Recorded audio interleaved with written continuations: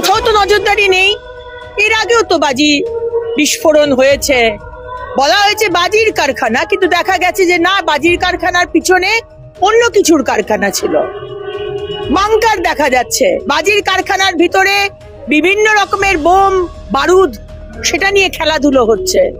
তারপরে দেখা গেছে তাল গাছের উপরে বডি, 4 কিলোমিটার দূরে কারুর বাড়ির ছাতের ওপর হাত, কারুর বাড়ির ওপর পা।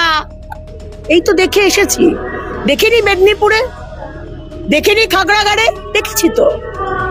কিন্তু এইভাবেই চলছে, কারণ পুলিশ প্রশাসন যাদের এইগুলো দেখার কথা তাদেরকে কাজ করতে দেওয়া হয় না। পুলিশ প্রশাসনের কাজ এই নিয়মগুলো দেখা, পলিউশন বোর্ডের কাজ যাতে পলিউশন না হচ্ছে সেগুলো দেখা। কিন্তু মমতা ব্যানার্জির সরকারে শুধু টাকা দিয়ে দেন, লোকাল থানাকে ঘুষ দিয়ে দেন, সবকিছু হয়ে যাবে।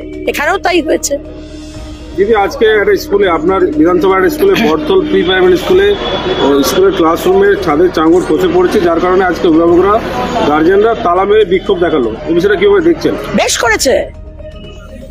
করেছে তালা বন্ধ করে রাস্তায় ছোট ছোট বাচ্চারা তারা পড়াশুনো করছে।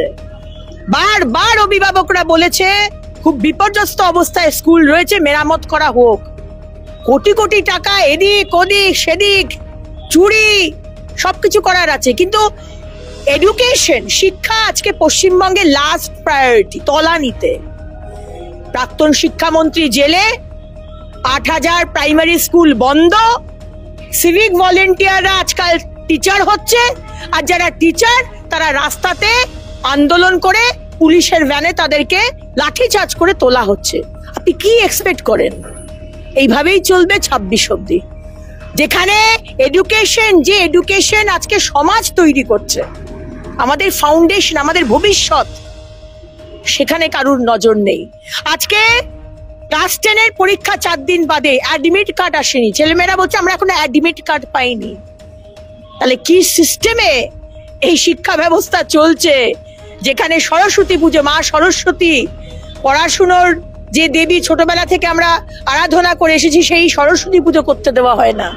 আজকে পশ্চিমবঙ্গে সরস্বতী পুজো হয়, আদালতের পারমিশন নিতে হয়, আর পুলিশ দাঁড়িয়ে থাকে।